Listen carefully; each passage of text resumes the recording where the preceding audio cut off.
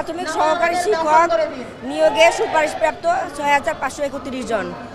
আমরা এখানে আমাদের যোগদান নিশ্চিতের জন্য দাঁড়িয়েছি। আমাদের যোগদান নিশ্চিত না হওয়া পর্যন্ত আমরা এই রাজপথ ছাড়বো না। আমাদের এই সরকারের আমলেই সুপারিশপ্রাপ্ত করা হয়েছে, তাহলে কেন আমাদের নিয়োগ এখন বাতিল করা হলো? আমাদের যোগদান ডেট ছিল ৫ই ডিসেম্বর। তো এখন ৩১ জন রিটকারীর জন্য আমাদের ৬,৫৩১ জন ক্যান্ডিডেট সুপারিশপ্রাপ্ত কেন রাস্তায় দাঁড়াবে? আমাদের প্রাথমিক উপদেষ্টা বিধান রঞ্জন স্যারও আমাদের বলেছে, তোমরা আমার ফ্যামিলি, আমি কোনোভাবেই চাবো না আমার ফ্যামিলি ক্ষতিগ্রস্ত হোক। তো আজকে আমরা কেন রাস্তায়? উনি নিজে আমাদের আশ্বস্ত করছে ৬,৫৩১ জন কেউ বাদ যাবে না। আর প্রত্যেকটা আমাদের ৬-৭টা হিয়ারিং হয়েছে, প্রত্যেকটা হিয়ারিং আমাদের পক্ষে ছিল, আমাদের সাবমিশন ভালো ছিল। তাহলে জাজমেন্টের দিন কেন আমাদের রায় বিপক্ষে গেল? এটা আমরা মানি না, আমরা মানবো না। এই সরকারের আমলেই আমাদেরকে সুপারিশ প্রাপ্ত করা হয়েছে, আবার আমাদের নিয়োগ এখন কেন বাতিল করা হবে?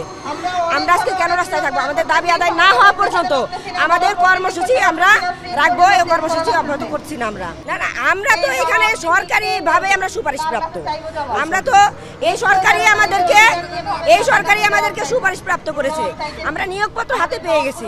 তো এইখানে তো মানে পলিটিক্যাল সাইড না, তো আমরা তো সরকারি কর্মচারী বা কর্মকর্তা হিসেবে নিজেদের দাবি করি, যেখানে আমরা সুপারিশ প্রাপ্ত চূড়ান্তভাবে আমরা এর সাথে রিলেটেড না। আমরা সরকারি কর্মচারী বা কর্মকর্তা হিসেবে নিজেদের দাবি করি। আর সবচেয়ে বড় আরেকটা টপিক বলি, আমার অনেক ভাই বোন যারা এখানে যোগদান করবে বলে চাকরি ছেড়ে চলে আসছে, আজকে এদের ভবিষ্যৎ কি? আমার এমনও বোন আছে যে চাকরি হয় নাই বিধায় শ্বশুর বাড়ি থেকে তাকে ডিভোর্স নিয়ে চলে আসতে হয়েছে। কালকে যমুনায় আমরা গিয়েছি বিধায় আমরা আমাদের দাবি জানাইতে গিয়েছি, ওইখানে আমার প্রেগনেন্ট বোন, তাকে লাঠিচার্জ করা হয়েছে, তাকে মানে সে এমন অসুস্থ, সে এখনো অ্যাডমিট আছে। আমরা মনে করি এটা আমাদের বিরুদ্ধে একটা প্রহসনের রায় দিয়েছে। কারণ হয়েছে আমাদের দুই পক্ষ, আমাদের প্রথম ধাপ এবং দ্বিতীয় ধাপ তারা এখন অলরেডি স্কুলে যোগদান করেছে, আমরা কিন্তু এখনো রাজপথে। এটা আমাদের সাথে বৈষম্য করা হয়েছে, যেহেতু এটা ২০২৩ সালের 14 সার্কুলার 19 বিধি অনুযায়ী এটা নিয়োগ সম্পন্ন হয়েছে, কিন্তু আমাদের বেলায় কেন এটা প্রহসনে রূপান্তরিত হলো? বিচারপতি এটা আমাদের বিরুদ্ধে সম্পূর্ণ অন্যায়ভাবে রায় দিয়েছে। কারণ হচ্ছে যে আগের নিয়োগগুলো কিন্তু এই 19 বিধি অনুযায়ী হয়েছে এবং এই সরকারই আমাদেরকে নিয়োগ দিয়েছে। সুপারিশপ্রাপ্ত হওয়ার পরও, মেডিকেল করার পরও কেন আমরা আজকে নিয়োগ বঞ্চিত? এটা আমরা আপনাদের কাছে মানে বলতেছি যে আমাদেরকে দ্রুত এবং নিয়োগ দিতে হবে, এবং নিয়োগ না দিলে আমরা কঠোর কর্মসূচি ঘোষণা করব। যেদিন থেকে আমি শুনলাম আমার প্রাইমারিতে জব হয়েছে, সেদিন আমি একটা আশায় আমার চাকরিটা ছেড়ে দিয়েছি। এখন আমি যখন শুনলাম আমাদের অনুকূলে রায়টা চলে গেছে, তখন আমার পক্ষে আর শ্বশুর বাড়ি ফিরে যাওয়া সম্ভব হয়নি। আমি এখন কিভাবে মুখ দেখাই? আমি রাতে ঘুমাতে পারি না। আমার হাজব্যান্ড বলে, তুমি তো এখন চাকরি ছেড়ে দিয়েছ, তুমি এখন কি সংসার করবা? আপনারাই বলুন, আমি এখন সংসারে কিভাবে ফিরে যাব? আমি চাকরির ওইখানেও ফিরে যেতে পারতেছি না।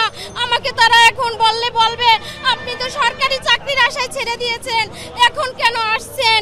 আমি ওনাদেরকে খুব গর্বের সহিত বলেছি, ইভেন আমি ওনাদেরকে অনেক মিষ্টি খাওয়াই আসছি। ওনারা আমাকে প্রাণ ভরে দোয়া করেছে, বলেছে হ্যাঁ তুমি যাও, তুমি ওইখানে ভালো চাকরি করো, আমাদের এখানে কনে করবা। আমি ওইখানে ওনাদেরকে আশ্বস্ত করেছি, স্যার আমাদের রায় আমাদের পক্ষেই আসবে, আপনারা চিন্তা করেন না। বলল হ্যাঁ তোমরা যাও, তোমরাই জয়ী হবে। কিন্তু রাষ্ট্র আমাদের সাথে এটা কি অন্যায় করলো? এটা কি আমাদের কাম্য ছিল? বিচারক আমাদের সাথে কেন অন্যায় করলো? আমি প্রধান উপদেষ্টা স্যারের কাছে আমার আকুল আবেদন, আমার মতো নারীরা যারা চাকরি ছেড়েছে তাদের চাকরি আপনি ফিরিয়ে দেন। নিয়োগ যখন কনফার্ম হয়ে গেল যে 5 তারিখে জয়নিং এর পরে সে কনফার্ম যখন হওয়ার পরে সে তার আগের চাকরিটা ছেড়ে দিছে। এখন তার উপায়টা কি? সে আগেরটাও হারাইলো, এখন এইটাও বন্ধ করে দিল। এর আমরা দৃষ্টান্তমূলক বিচার চাই। আমরা এই ৬,৫৩১ জনের নিয়োগ বহাল চাই। এর কোনো বিকল্প নাই, এর কোনো বিকল্প হইতেই পারে না। কারণ এরপরেও ২,০০০-এর উপরে বেসরকারি চাকরি করত, তারা সেটেল ছিল, সবাই সেটেল ছিল, পরিবার নিয়ে থাকতো, পরিবারের ভরণ পোষণ করতো। এই চাকরি ছেড়ে দেওয়ার পর তাদের ভবিষ্যৎ অনিশ্চিত, অনেক সংসারে ঝামেলা তৈরি হয়ে গেছে। আমি সংসারের দিকে তাকাইতে পারি না। এই ৬,৫৩১ জন কিন্তু ফেলায় চাকরি হয় নাই। আমাদের যোগ্যতা ছিল, আমরা এখানে একজনও 8 লাইনে পড়ার কোনো নয়, আমরা গ্রাজুয়েশন কমপ্লিট করে এখানে এসেছি। তাহলে আমাদের সাথে এই বৈষম্য কেন? যারা অকৃতকার্য হয়েছে তাদের গুরুত্ব দেওয়া হচ্ছে, যারা কৃতকার্য হয়েছে তাদেরকে হেনস্থা করা হচ্ছে। এই বৈষম্য কেন? আমাদের 6531 জনের ভাইবা নেওয়ার পরে আমরা যখন কৃতকার্য হয়েছি, ইতিমধ্যেই আমাদের ড্রপ টেস্ট, আমাদের মেডিকেল টেস্ট, আমাদের পুলিশ ভেরিফিকেশনের ফর্ম, ইভেন নিয়োগপত্র পর্যন্ত আমাদের হাতে চলে আসছে। এই নিয়োগপত্র হাতে আসার পরেও আমরা এখনো বিদ্যালয়ে অংশগ্রহণ করতে পারি নাই। আর আমরা যে এখানে হেলায় পেলায় আসি নাই, আমাদেরকে যে এই বর্তমান সরকারি অনুমোদন করেছে তার প্রমাণস্বরূপ আমি বলতে চাই, আমাদেরকে জনপ্রশাসন মন্ত্রণালয়, আইন মন্ত্রণালয়, বর্তমান সরকারের, আগের নয়, বর্তমান সরকারের জনপ্রশাসন মন্ত্রণালয়, আইন মন্ত্রণালয়, অধিদপ্তর সকলের সর্বসম্মতিক্রমে 19 বিধিমালায় আমাদেরকে চূড়ান্ত পর্যায়ে সুপারিশপ্রাপ্ত করা হয়।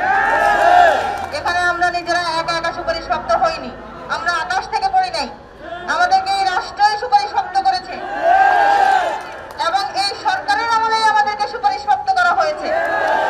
আমরা এই বৈষম্য মেনে নেব না।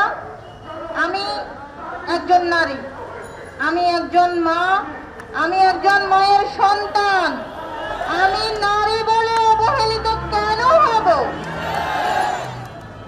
6531 জনের মধ্যে 4000 নারী আছে। এই রাষ্ট্রের কি এই নারীদের লাগবে না?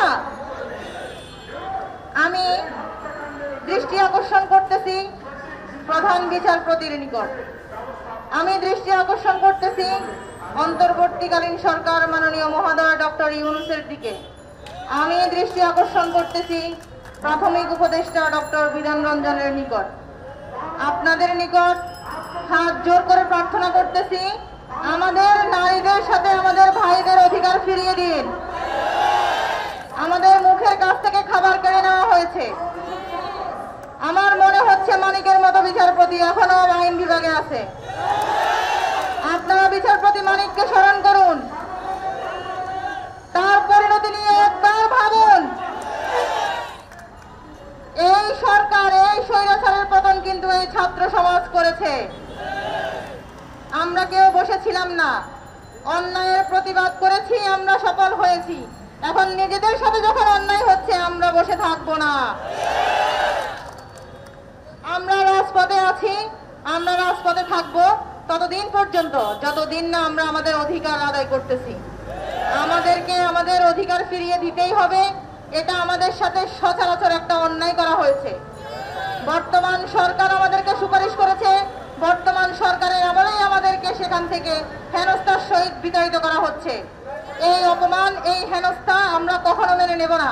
আমরা এখানে গ্রাম থেকে উঠে আসা বেশিরভাগ নারী। একটা নারী গ্রামে থেকে গ্রাজুয়েশন কমপ্লিট করা, শ্বশুর বাড়ি সামলানো, বাচ্চা সামলানো, শ্বশুর বাড়ির লোকজনের মনোজয় করে তারপর আমরা কলেজ ভার্সিটিতে গিয়ে পড়াশোনা করে গ্রাজুয়েশন কমপ্লিট করেছি। আমরা রাস্তার ময়লা নয় যে আমাদেরকে ছুঁড়ে ফেলে দিবে, যে রাধে সে চুলো বাঁধে। যে নারী সংসার সামলাতে পারে সে নারী বিশ্ববিদ্যালয় থেকে অনার্স মাস্টার্সও কমপ্লিট করতে পারে। তেমনি ভাবে সেই নারী নিজের অধিকার আদায় করতেও শিখতে পেরে গেছে। আমরা নারী বলে আমরা অবহেলিত হব এটা মেনে নেব না।